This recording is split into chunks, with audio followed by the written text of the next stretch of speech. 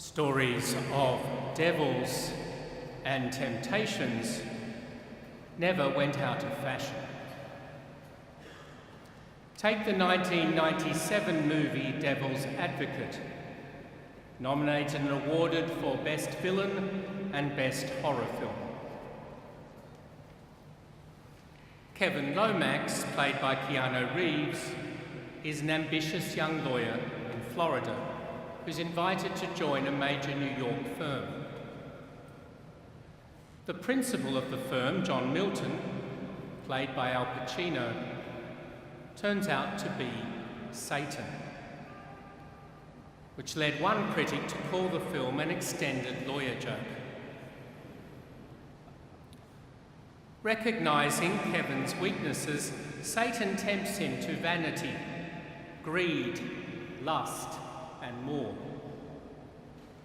He's gradually estranged from his wife, who sees how success is corrupting him, and from his mother, a serious Christian who smells a spiritual rat.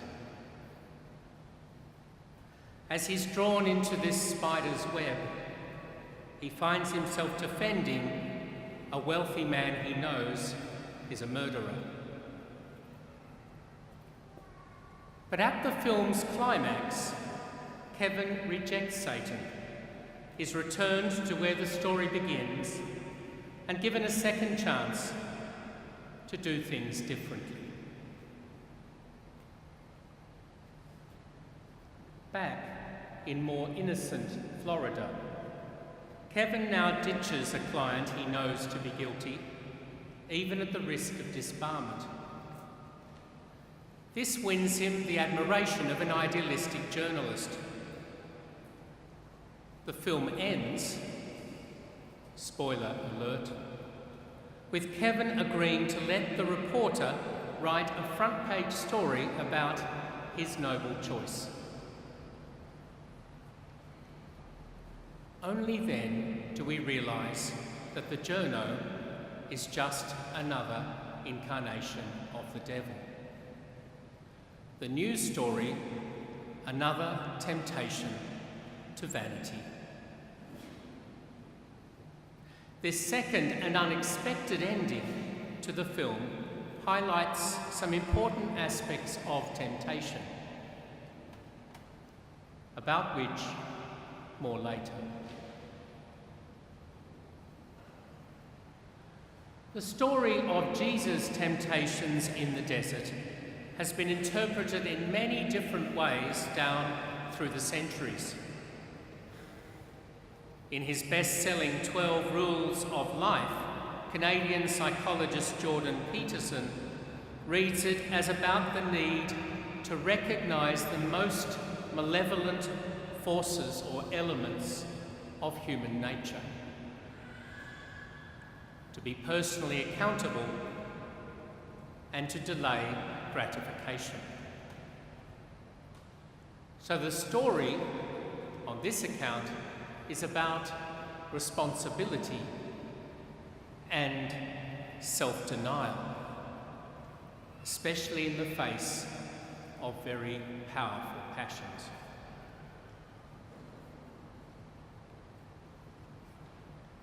"200 years ago, the French priest St. John Vianney told his congregation in Ars that however insatiable one's appetites, however hyper-ambitious one might be, however much a control freak,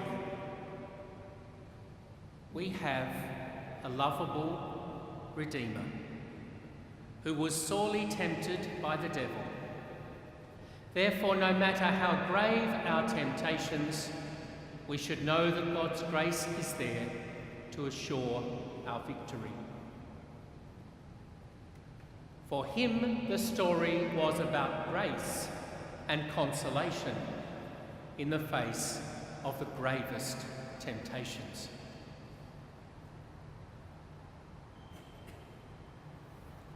Well, both are insightful ways to read our text.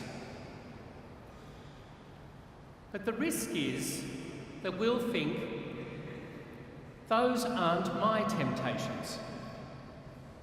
Frankly, I don't have the energy, or the imagination, or the ambition. I'm not interested in turning the whole material order into fodder for my appetites, or in ruling the world, or in skydiving from the top of St. Mary's, hoping to be caught by angels. I'm not consumed by the most malevolent elements of human nature, as Peterson describes our demons. I don't see myself as in the middle of a cosmic tug-of-war, as the curé of Ars did. My moral contests are rather more mundane.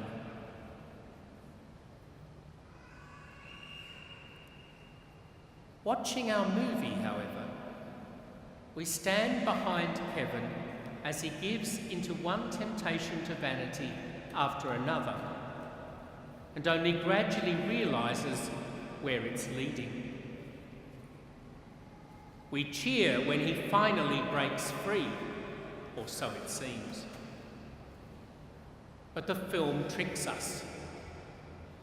For when Kevin leaves behind the flash temptations of Sin City, returning to innocent Florida, his vanity finds new expression in feeling more ethical than the other lawyers and enjoying the regard this brings from others. If the devil can't get us with the big temptations, that film tells us, he'll get us with the little ones. What makes the film so powerful is that we don't see it coming.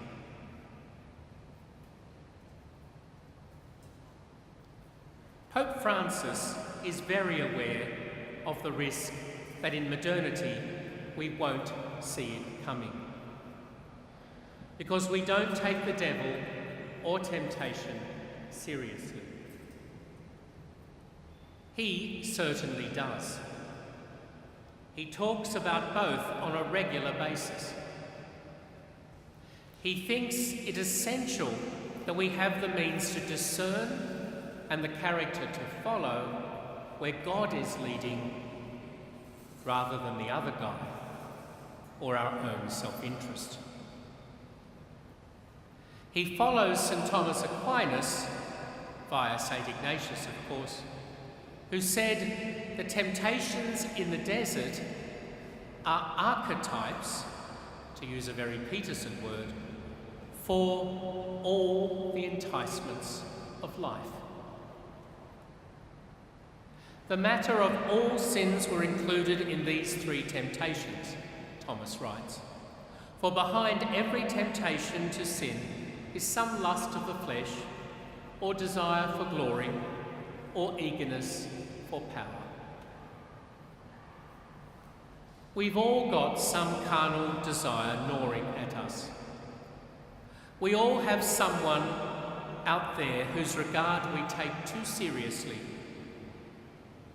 some cowardly or narcissistic need for admiration.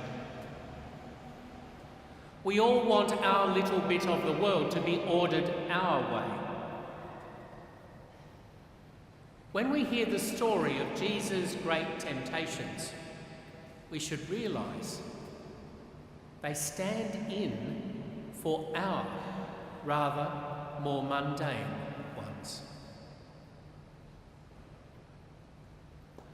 So when we are tempted, not to some terrible crime, but just to doing something slightly dodgy, what everyone's doing, the lesser evil, the small indulgence, we've found an everyday way of submitting to the big temptations, and are perhaps setting ourselves up for more spectacular ones.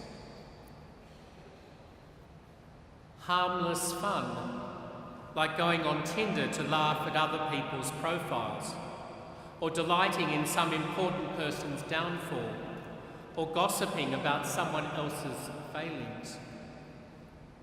build us up by putting others down. They are examples of that favourite sin of Al Pacino's devil, vanity.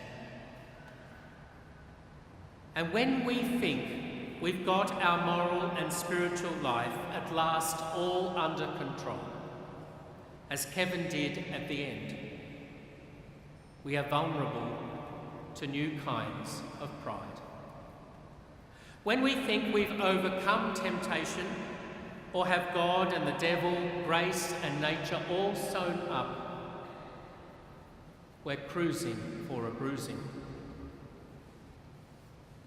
Paul says, Lent says, believe from your heart and confess with your lips that you might be saved.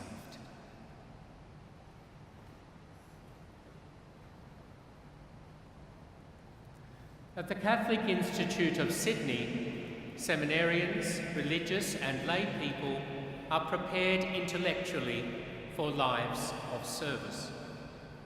Service in the kingdom of God. To all those beginning a new year of learning, teaching and research at CIS, I echo Paul's hope from his letter today, that the word on your lips and in your heart, the faith that you proclaim, is indeed very near to you.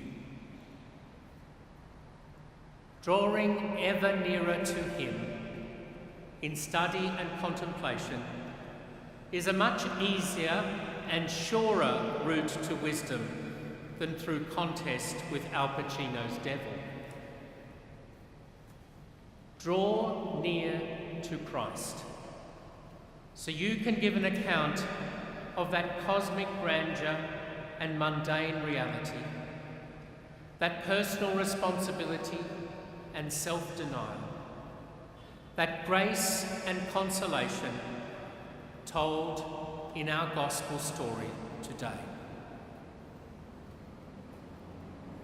Our church sorely needs these in her present time of trial in the desert. With such divine wisdom, help us reform our structures, purify our behaviours, and renew our hope. Help us all to hear where God is leading us in these times of trial.